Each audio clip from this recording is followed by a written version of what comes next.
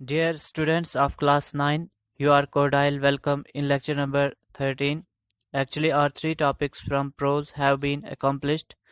Dear student, open your English on page number 56.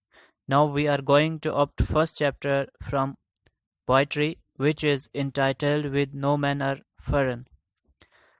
Let me tell you about this poem. What does it reveals? No men are foreign is written by James Kirkup.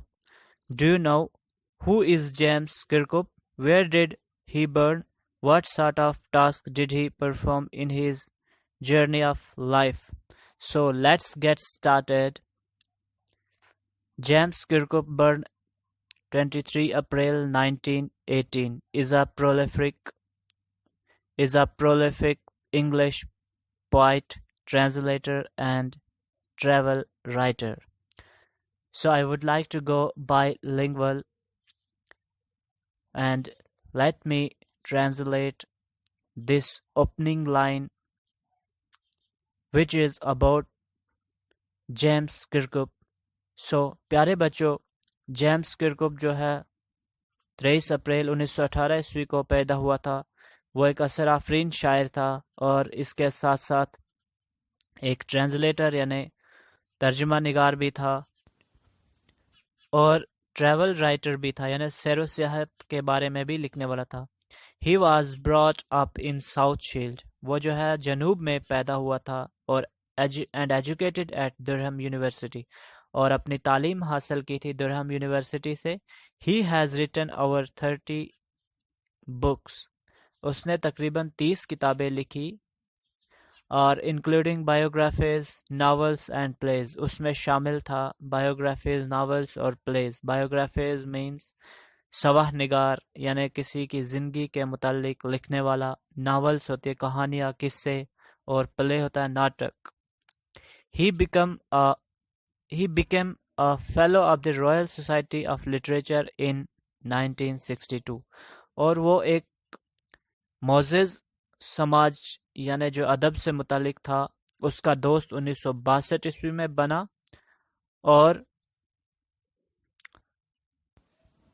1965 ईस्वी में उसने एक इनाम जीता Japan pen club prize से, यानी poetry के लिए इसे इनाम मिला शेर व शायरी के लिए 1965 ईस्वी में, और उस प्राइज का नाम जापान पेन क्लब प्राइज था। तो आइए अब हम आते हैं अपने पोइम की तरफ।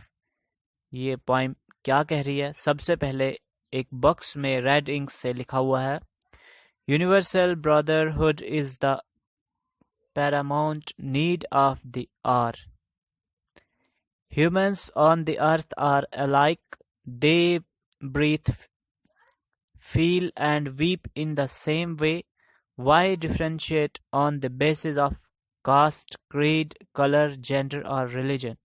यानी इसका मतलब ये है कि कायनाती भाईचारा जो है सबसे बड़ी ज़रूरत है लम्हे की, और इंसान जो है ज़मीन पर रहते हैं तमाम एक जैसे हैं, और तमाम सांस लेते हैं, रोते हैं, महसूस करते हैं एक बिल्कुल एक जैसे।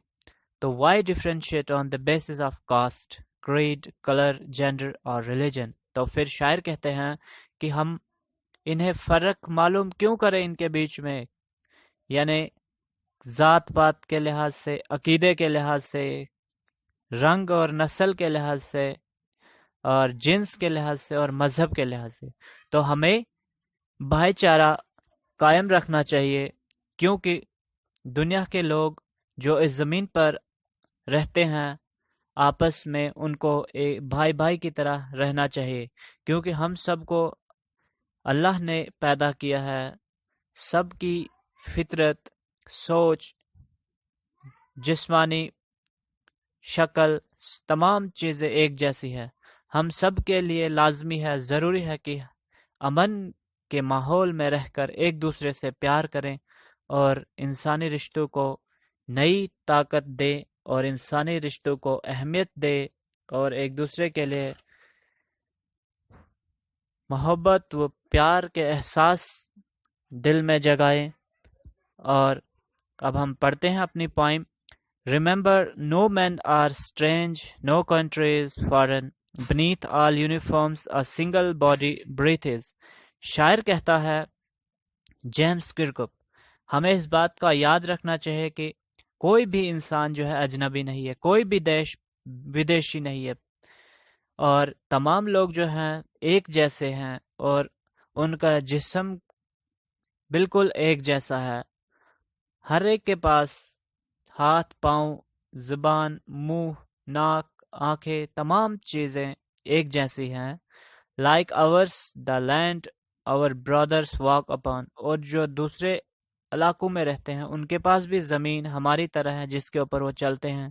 Is earth like his in which we shall live. اور جس زمین پر ہم رہتے ہیں وہ زمین بھی اسی زمین کی طرح ہے۔ یعنی مراد یہ ہے کہ تمام چیزیں جو اللہ نے پیدا کی ہیں ہمارے لیے تو بالکل ایک جیسی ہے۔ They too aware of the sun and air and water. یعنی وہ بھی اس چیز سے آگاہ ہیں، سورج سے، ہوا سے اور پانی سے۔ وہ بھی سورج کی کرنیں حاصل کرتے ہیں، ہوا وہ بھی لیتے ہیں، پانی وہ لوگ بھی پیتے ہیں۔ Are fed up by peaceful harvest, by war's long winter starved.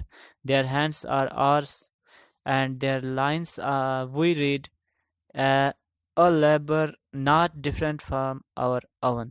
یعنی جو تمام اس دنیا میں جو لوگ رہتے ہیں وہ بھی اس بات سے آگاہ ہیں کہ سورج سے ہم کرنیں حاصل کرتے ہیں، اور ہوا بھی ہم ایک جیسے لیتے ہیں، پانی بالکل ایک جیسا پیتے ہیں، اور ایک شاندار اور ماحول میں رہتے ہیں جو قدرت نے ہمیں نوازا ہے، اور ہمیں تمام لوگوں کو جھگڑے، فتنے، فساد اور آپسی دشمنی سے دور رہنا چاہیے، اور ہمیں ایک دوسرے سے محبت کرنی چاہیے، نفرت کو مٹا دینا چاہیے۔